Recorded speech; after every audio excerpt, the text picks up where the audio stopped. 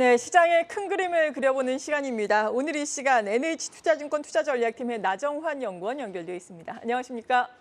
네, 안녕하세요. 나주환 연구원입니다. 네, 미국 증시에서는 PC 물가가 예상치를 약간 하회를 하고 전월 대비해서 하락을 한 것이 상당히 투자 심리에 도움이 됐습니다. 나스닥 지수가 2% 가까이 올라왔고 이 시각 현재 CME 페드와치를 보더라도 8월 FOMC는 없으니까 9월 FOMC 동결 가능성이 79.5%로 나오고 있거든요. 이 부분에 대한 생각 어떠십니까? 네, 일단 미국 물가 상승 압력 둔화로 인해서 9월 FOMC 금리 동결 가능성은 현 시점에서는 굉장히 좀 높다라고 판단을 하고 있습니다. 아무래도 6월달 미국 PC 물가 지수가 그 전년 비로해서 3%, 그러니까 전월치였던 3.8%는 크게 좀 하회했고요. 이거는 유가 같은 경우 작년 대비해서 크게 하락한 것에 기인한다고 보시면 될 것 같습니다.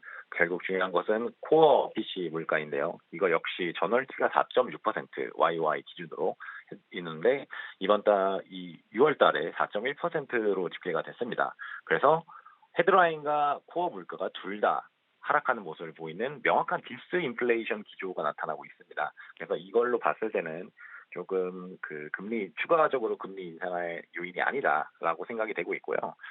지난주 금요일에 발표했던 지표 중에서 또 중요하게 볼 게 2분기 고용 비용 지수입니다. 이게 전분기 대비해서 1%가량 상승을 했습니다. 이게 전분기에는 1.2, 예상치가 1.1이었는데 예상치하고 전분기치 모두 하회했다는 점에서 고용 상승에 따른 물가 상승 여파가 어느 정도 이제 제어가 되고 있다. 이 역시 디스인플레이션 기조입니다.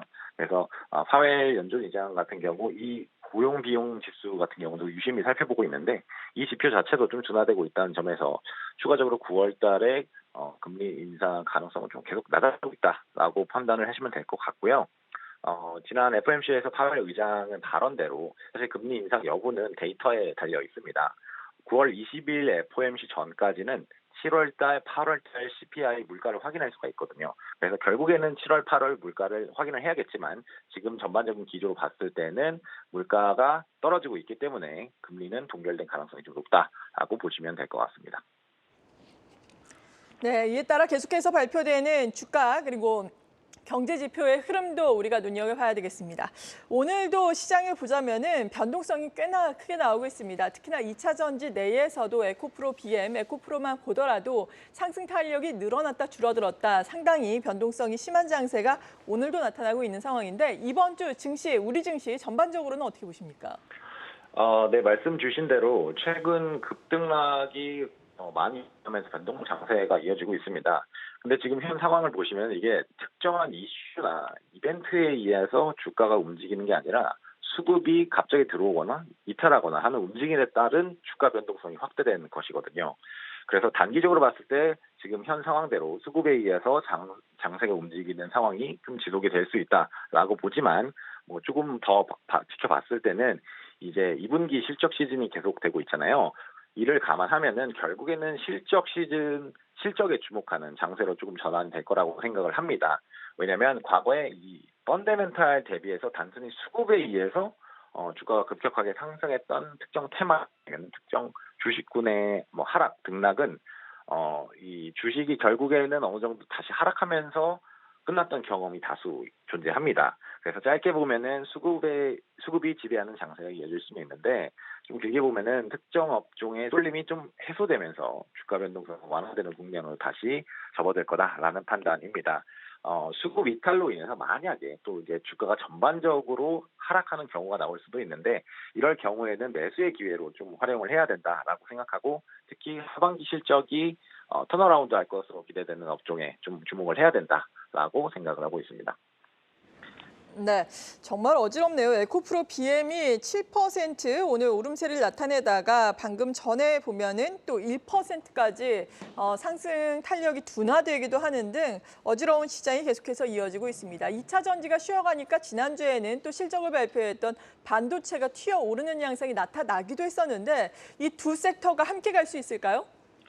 말씀 주신 대로 사실 두 섹터가 함께 가는 거는 조금 어려울 수 있습니다. 수급이 일단은 제한적이기 때문에 2차 전지 변동성이 좀 완화될 시 그 반대로 반도체가 좀 더 갈 수 있는 그런 장세가 펼쳐질 거라고 생각을 하고 있는데 2차 전지 업종 같은 경우 최근 주가 급등락이 크게 나타나면서 높은 변동성을 나타내고 있는 게 음, 사실 2차 전지 업종의 실적도 괜찮고 구조적으로 지금 성장하는 업종이 맞습니다. 다만 이제 단기적으로 쏠렸던 수급이 제자리를 찾아가면서 밸류에이션도 적정 레벨을 찾아갈 것이라고 생각을 합니다. 그래서 변동성 자체도 좀 완화될 거다라고 생각을 하고 있고 다만 이제 그 2차 전지 반도체가 동시에 주도주가 되기는 어렵기 때문에 2차 전지 변동성이 완화되는 국면에는 반도체 업종이 상대적으로 좀 강세를 보일 수 있다라고 생각을 합니다.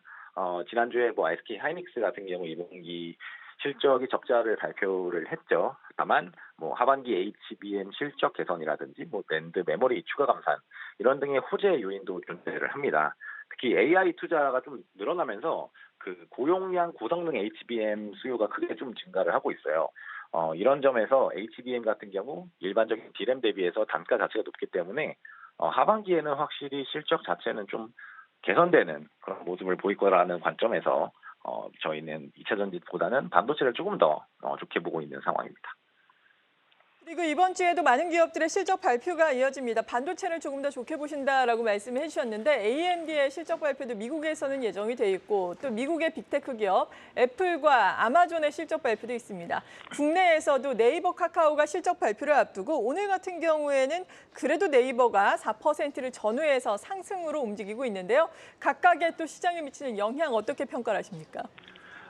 일단 기본적으로 빅테크 기업의 실적이 영호하게 발표되는 점, 그러니까 이번 분기에 어닝 서프라이즈를 기록하는 점보다는 이 빅테크 기업이 향후 실적 가이던스를 어떻게 주냐가 더 중요하다고 생각을 하고 있습니다. 최근 주가 흐름은 이번 분기 실적의 어닝 서프라이즈보다는 향후 실적 가이던스 여부에 따라서 최근 움직이고 있는데 대표적으로 마이크로소프트 같은 경우 어닝 서프라이즈를 기록을 했습니다만 향후 AI 관련된 실적 가이던스가 시장 예상치보다 못 미쳤다는 것 때문에 실적 발표 날 주가가 3% 이상 하락하는 그런 모습을 보였기 때문입니다. 국내 시장에서도 빅테크 기업이 특히 AI 관련된 사업에 어떻게 언급을 할 것인가가 좀 중요하게 판단을 하고 있습니다. 결국 빅테크 기업이 AI 모델 개발에 참여하고 이 AI 경쟁이 심화되는 환경에서 HBM 같은 IT 하드웨어 수요가 좀 늘어나는 것으로 예상이 되고 있습니다. 그럴 경우 한국의 반도체라든지 반도체 작은 기업들 전장용 반도체 이런 기업 좀 주가가 갈 수 있기 때문에 이 빅테크 기업의 AI 산업 관련 코멘트가 더 중요하다라고 보고 있고 말씀하신 것처럼 AMD 같은 경우 삼성전자가 HBM을 납품하고 있기 때문에 이 AMD의 향후 서버 수요에 대한 그런 기대가 아니면 거기에 대한 실적 가이던스 같은 이게 더 삼성전자 주가에 중요하게 영향을 미칠 수 있다라고 좀 생각을 하고 있습니다. 네. 그리고 오늘은 중국에서 또 PMI가 발표가 됩니다. 중국의 경제 지표들 요즘에 계속해서 좋지 않았어요. 오히려 뭐 더 안 좋으면은 경기 부양책이 나오지 않을까라고 생각을 할 수도 있을 것 같은데 어떻게 예상하고 계십니까? 네, 맞습니다. 그 7월 국가통계국 PMI 제조업 지수가 이제 조금 있으면 발표가 될 예정인데 여전히 그 기준치인 50포인트를 하회할 것으로 예상이 되고 있어요. 전월치 같은 경우 49포인트였고 지금 이번 7월 달 제조업 PMI 컨센서스는 49.2포인트로 여전히 50포인트를 하회하는 침체 국면이 예상이 되고 있습니다. 근데 중국 같은 경우에는 제조업 PMI 지수 여전히 중요한 건 맞는데 경기 부양책이 좀 더 주가가 민감하게 움직이고 있습니다. 그래서 만약에 중국 PMI 제조업 지수가 예상치를 하회한다 하더라도 말씀 주신 대로 부진하게 경제가 좀 쉽게 될 것 같으면은 오히려 중국 정부의 경기 부양책에 대한 니즈가 좀 더 확대되는 요인이기 때문에 이런 주가 기대감, 경기 부양책에 대한 기대감 이런 게 좀 확대될 수 있다라고 보고 있습니다.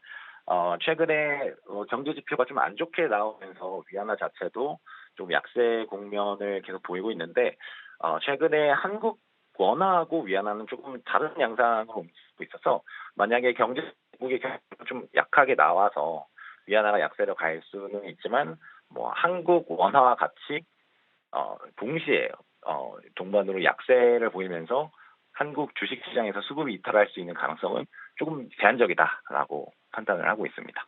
네, 오늘 여기까지 들어보겠습니다. NH 투자증권 투자전략팀의 나정환 연구원이었습니다. 고맙습니다. 네, 감사합니다.